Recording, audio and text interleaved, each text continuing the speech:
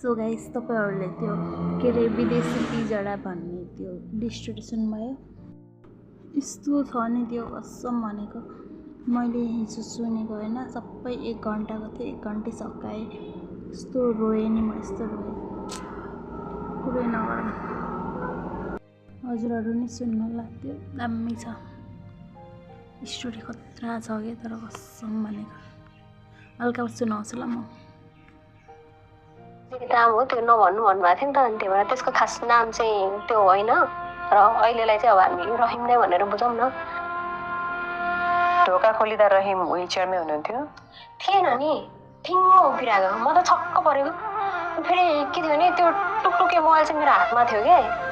म अनि यतिकै डराइहालेँ उसले चाहिँ यो फोन कसको हो म म्यामलाई भनिदिन्छु भन्यो म मेरो यतिकै साथ त गइहाल्यो अनि मैले नभनिदिनु भनेर बिन्ती गरेँ हात जोडेरै बिन्ती गरेँ उसलाई अनि उसले चाहिँ छेउमा आएर मेरो हात त्यसरी समायो होइन मलाई लाग्यो उसले ठिक छ म भन्दिनँ भनेर म प्रति दया देखाउनु होला जस्तो लाग्यो होइन उसले हात समाएपछि मलाई लडाइदियो क्या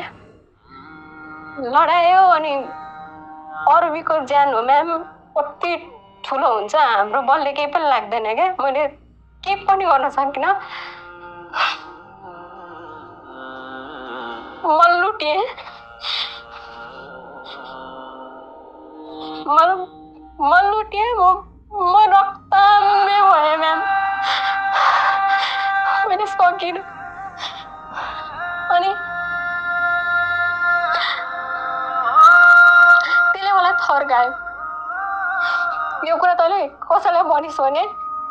तँसँग फोन छ भनेर म भनिदिन्छु सबैलाई सो अलिकति त सुन्नु भयो नि कस्तो छ भनेर ओ माई गॉड यस्तो छ यो त केही नै हैन के अझ यो पछि त कस्तो कस्तो छ स्टोरी